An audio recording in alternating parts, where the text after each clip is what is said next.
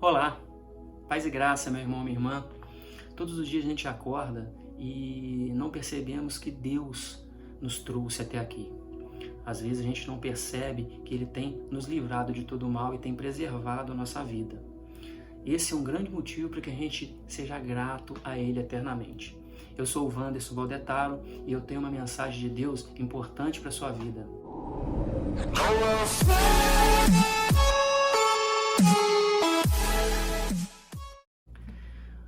Bom, meus irmãos, nós vamos iniciar agora o capítulo 24 de Gênesis, o maior capítulo do livro de Gênesis. E esse capítulo, como ele é grande, a gente vai dividir em várias partes, para não ficar uma leitura cansativa. E a gente precisa de estar lendo a Bíblia diariamente. Então, lendo um capítulo da Bíblia, lendo versículo, como já tinha dito em vídeos anteriores.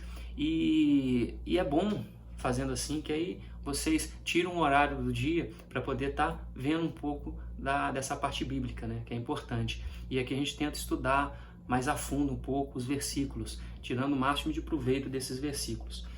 Então, lá no capítulo 24 de Gênesis, versículo 1, a gente vai pegar do versículo 1 até o versículo 9. Inicia assim no versículo 1. Era Abraão já idoso, bem avançado em anos, e o Senhor em tudo o havia abençoado. Disse Abraão ao seu mais antigo servo da casa, que governava tudo o que possuía: põe a mão por baixo da minha coxa, para que eu te faça jurar pelo Senhor, Deus do céu e da terra, que não tomarás esposa para o meu filho das filhas dos cananeus, entre os quais habito. Mas irá a minha parentela, e daí tomarás esposa para Isaque, meu filho. Disse-lhe o servo: talvez não queira a mulher seguir-me para esta terra. Nesse caso, levarei teu filho até a terra donde saíste? Respondeu-lhe Abraão: cautela, não faças voltar para lá meu filho. O Senhor, Deus do céu, que me tirou da casa do meu pai e da minha terra natal, e que me falou e jurou dizendo: a tua descendência darei esta terra.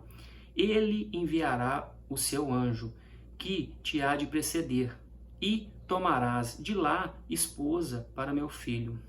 Caso a mulher não queira seguir-te, ficará desobrigado do teu juramento. Entretanto, não levarás para lá meu filho.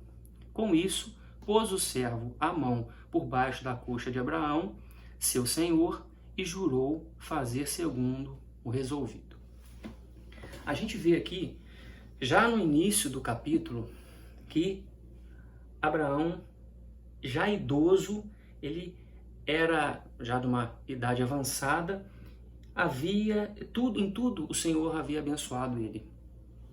Nesse capítulo aqui, se a gente olhar superficialmente, olhar somente o que está escrito, dá a perceber que está falando aqui sobre obediência apenas, sobre a idade de Abraão, que ele não queria que o filho casasse com as pessoas, nenhuma mulher da casa daquela região que ele estava, né, entre as filhas do cananeu, porque o filho, no caso Deus tinha prometido a descendência dele e ele poderia se envolver com uma mulher de forma errada, vir aprender algo que não era correto.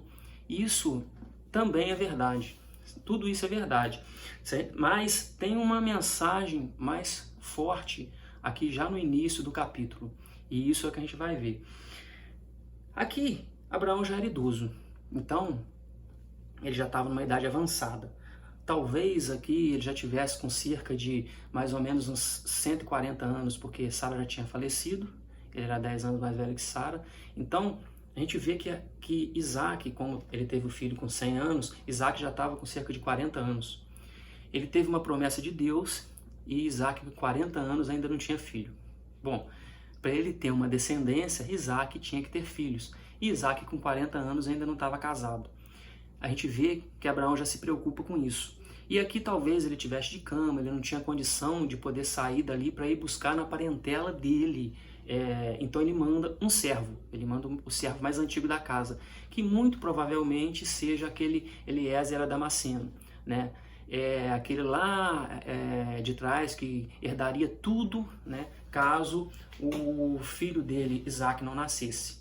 Então, esse Eliezer Damasceno, ele ia herdar tudo de Abraão. Então, mostra que ele chama esse servo para poder ir lá em Ur, lá na Mesopotâmia, buscar entre os filhos da parentela dele uma esposa para Isaac. E isso não é uma missão fácil, porque a região ficava a cerca de 720 quilômetros de onde ele estava. E era uma distância muito longa, e ia demorar um tempo muito grande para poder chegar até lá. Naquela época não tinha carro, não tinha nada para ir, então ele ia com uma caravana. E ia demorar muito tempo. Então, dá para ver que ele estava disposto a fazer a vontade de Deus. E realmente, se ele pegasse uma esposa entre os cananeus, as mulheres dali, elas acreditavam em outros deuses. Ela, no caso, elas eram pagãs. E poderia ser que Isaac se influenciasse por essa mulher e viesse a abandonar o Deus verdadeiro, tendo crença em outros deuses. Então, Abraão não queria isso. Queria cumprir a promessa. Então, mesmo que ele não viesse de lá, da mesma forma como quando aconteceu, quando ele disse que ia sacrificar Isaac, e ele foi para sacrificar, mas ele disse ao servo que voltaria com Isaac vivo, então ele tinha crença em Deus, ele acreditava que Deus iria prover a esposa para Isaac, conforme a promessa. Teria que ser conforme a vontade de Deus. Então ele diz que um anjo irá proceder o servo e providenciar essa esposa para Isaac. E a gente vê que, no caso aqui, o servo, a gente vai ver que o servo vai àquela região. E de forma alguma ele queria que o servo voltasse com Isaac para lá. Então a gente vê que ele confiava que Deus iria providenciar uma esposa para Isaac. E essa importância que a gente vai vendo, a gente vê Deus, sabe, preservando Abraão. Abraão já é de idade, ele tem aqui devia ter por volta mais ou menos 140 anos, e Deus preservou Abraão até ali. Então Deus cuida do seu povo, Deus cuida daqueles que ele realmente está cuidando, ele cuida do povo que é da promessa dele. Nós fazemos parte da promessa de Abraão. Abraão, ele faz parte de um plano de Deus para, desde o começo, chegar à semente, que é Cristo. E nós fazemos parte dessa geração. Nós não somos os filhos de sangue, mas nós somos os filhos da fé.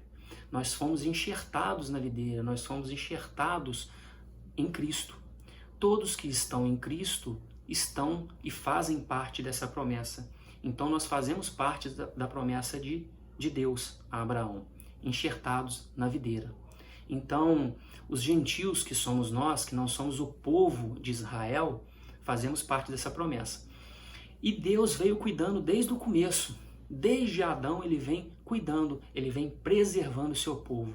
Ele preservou Sete, ele preservou lá em Noé, ele veio preservando, ele não deixa que seu povo, esse povo, no caso da promessa, até chegar à semente que irá pisar na cabeça da serpente, no caso Satanás que veio usar a serpente, essa promessa, para ser cumprida, Deus vem salvando, Deus vem livrando, Deus vem fazendo com que o povo chegue até a promessa. Então, esse cuidado que Deus dá, no caso ao seu povo, né? Esse cuidado que ele tem, ele preserva. Então, Deus preserva o seu povo.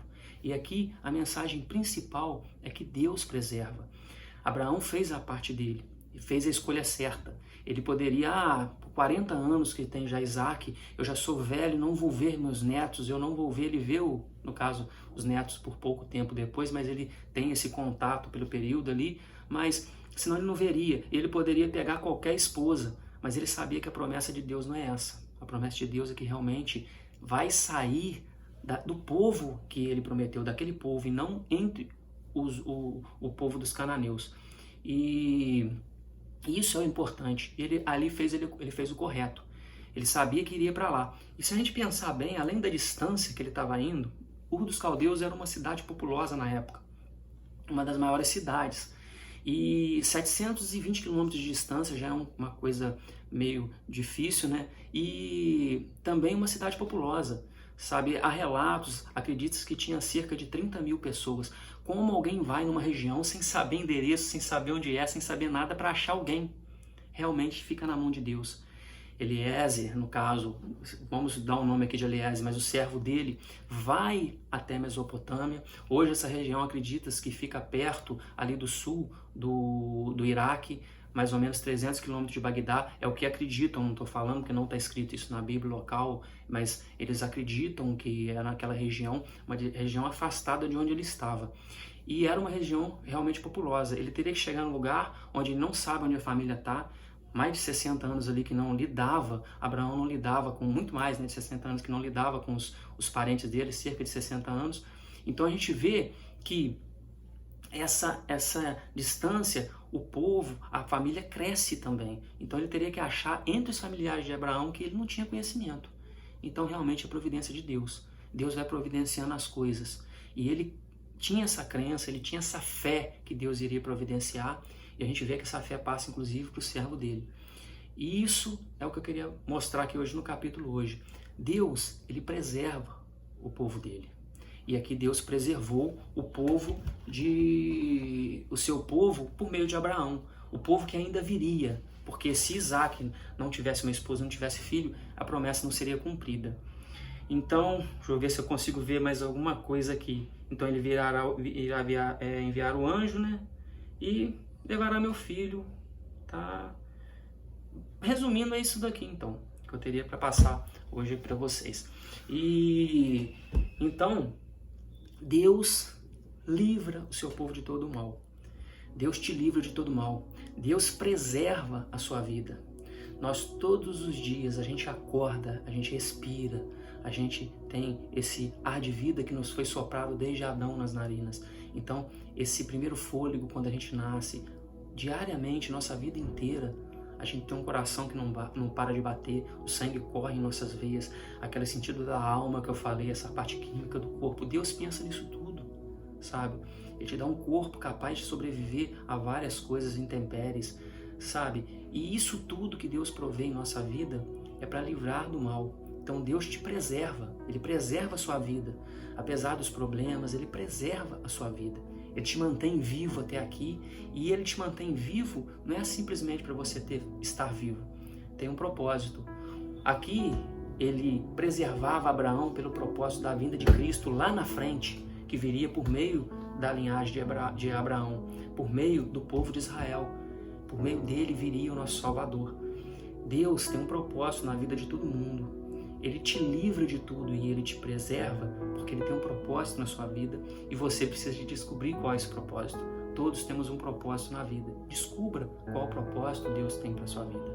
Qual o propósito em sua vida que Deus colocou.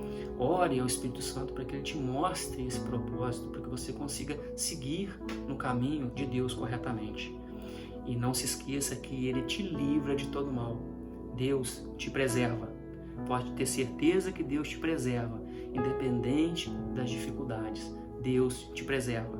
Tenha fé em Deus. E eu gostaria que você, se gostou do vídeo, dê o like aqui no vídeo, compartilhe o vídeo para outras pessoas, sabe?